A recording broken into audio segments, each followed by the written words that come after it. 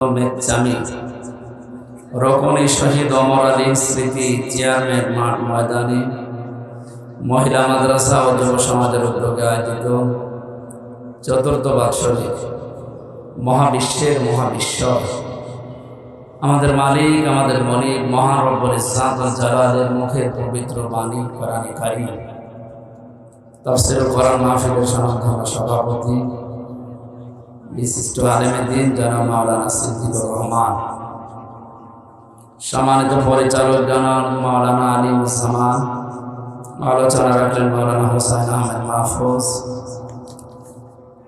আমাদের মঞ্চে এসেছেন আমাদের অভিভাবক এ থানার সম্মানিত অফিসার ইনচার্জ শ্রদ্ধাভাজন ওসি মহোদয়।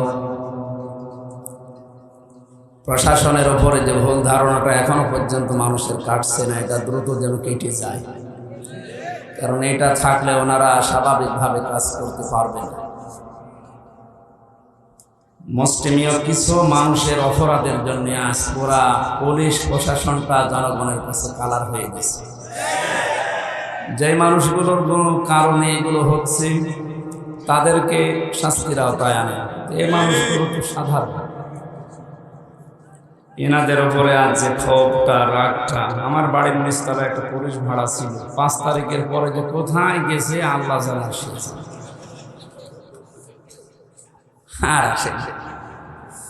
কি অবস্থা গেল। আল্লাহ রাব্বুল আলামিন দ্রুত এর সমাধান যেন আমাদেরকে এনে দেন, স্বাভাবিক অবস্থায় যেন আমরা ফিরতে পারি। কারণ ওনাদের খালি দোষই আমরা অনেকে দেখি, ভালো কাজও আছে। 24 ঘন্টা ডিউটি এই পৃথিবীতে আমার মনে হয় কোনো শ্রেণী বিভাগের লোক যদি করে সেটা পুলিশ।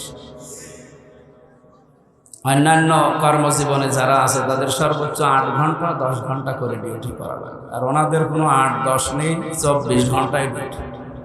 ঘুমিয়ে আছে যদি সাইলেন্ট বাজে দেয় ওই অবস্থায় দেয়।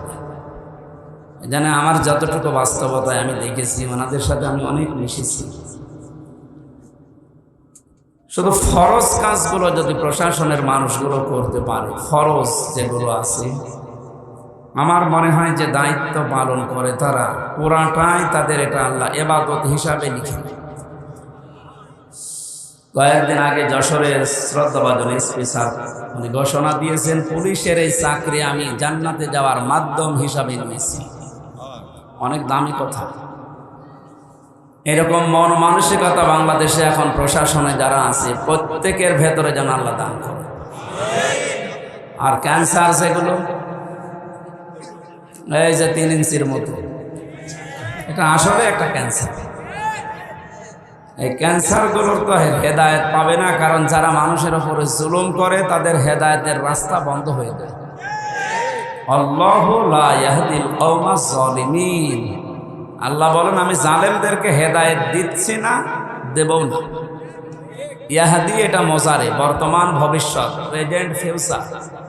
এই জন্য যারা জুলুম করেছে এই মানুষগুলো আল্লাহর হেদায়েত থেকে, জান্নাত থেকে আপনি বঞ্চিত। আপনার দুনিয়াও শেষ, আখিরাতও শেষ। দুনিয়া তো আপনার শেষ হয়েই গেছে, আপনি টের পাচ্ছেন। আর আখিরাত যে কত ভয়ঙ্কর জালেমদের জন্যে। জালেমরা হামজার মামলার আসামি না, এটা সরাসরি আল্লাহর মামলার আসামি। কথাটার ওজন টের পাচ্ছে, অনেক বেশি লোড। আল্লাহ পাক বলেন ইন্নামাস সাবিলু আলাল্লাযিনা ইয়াযলিমুনান নাস। সূরা শূরা 25 নম্বর পারার 6 নম্বর পৃষ্ঠা 13 নম্বর লাইনের 42 নম্বর আয়াতের প্রথম অংশে আছে তাফসীরে ফি জিলালিল কোরআন। রব্বুল আলামিন বলেন অবশ্যই আমি আল্লাহ মামলা দায়ের করব, কেস দেব। বুঝতেছেন? আল্লাহ কেস দেবে। পুলিশের কাজে যদি কেউ বাধা দেয় তাহলে পুলিশ বাদী কেস হয়। আল্লাহর কাছে বাধা দিলে আল্লাহ বাদী কেস হবে। তাহলে পৃথিবীতে আল্লাহ বাদী কাজ একটা আছে, সেটা জুলুম করা। জুলুম করা এটা কি বাদী কেস হবে? আল্লাহ বাদী কেস। উনি নিজে বাদী হয়ে কেস দেবেন, নিজে মামলা দায়ের করবেন, নিজেই অভিযোগ লিখবেন, নিজেই বিচার করবেন, নিজে রায় দেবেন। কিছুদিন আগে আমাদের এই সিস্টেম ছিল।